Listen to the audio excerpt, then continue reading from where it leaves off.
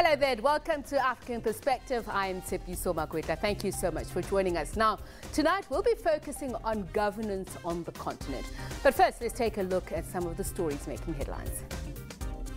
Several flights out of Kenya's Jomo Kenyatta International Airport in Nairobi were disrupted on Wednesday following an aviation workers' strike. The strike follows reports of a planned merger between the country's national carrier, Kenya Airways, and the Kenya Airports Authority. Hundreds of passengers were stranded as riot police dispersed the picketing ground staff. The head of the Aviation Workers Union was among those arrested during the strike, which has been outlawed by the labour courts. Sarah Kimani reports from Kenya. Since at the Jomo Kenyatta International Airport Wednesday morning, running battles between airport workers and police. At the departure terminals, stranded passengers.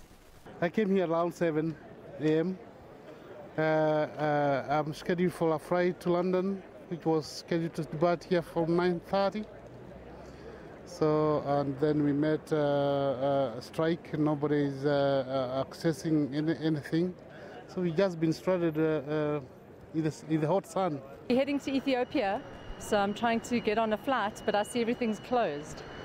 Has anybody spoken to you? No one's spoken to me or notified me about anything. So I've arrived here, paid my taxi fare to get here, and now there's a big queue, so I'm not sure. As the day wore on and with little information from the airlines and the airport, frustrated passengers opted to shelter from the mid-morning heat. Government officials, who seem to have been caught flat-footed, condemned the strike action, terming it economic sabotage.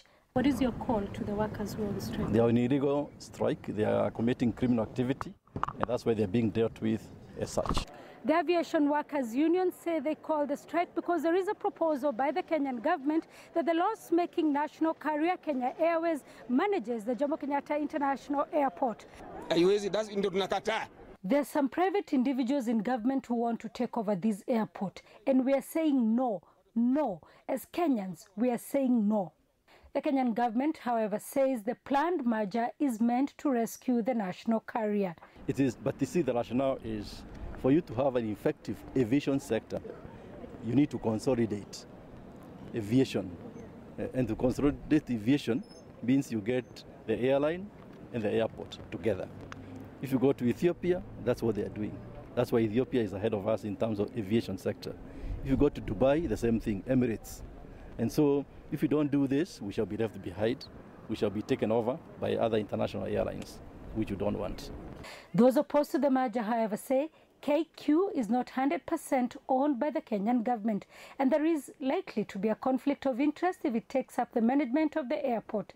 They also say that they fear possible job losses. By mid-afternoon, Kenya Airways flights to Mumbai, Amsterdam and London took off, several hours behind schedule, as the skeleton staff that included Kenya Air Force took charge. But for others, the wait continued. I'm here since morning, and now I'm told by the customer care that the flight has been rescheduled. They have no provision for our accommodation, and we don't know what to do here. Under the proposed merger, Kenya Airways would run the Jomo Kenyatta International Airport for 30 years. Sarah Kimani, SABC News,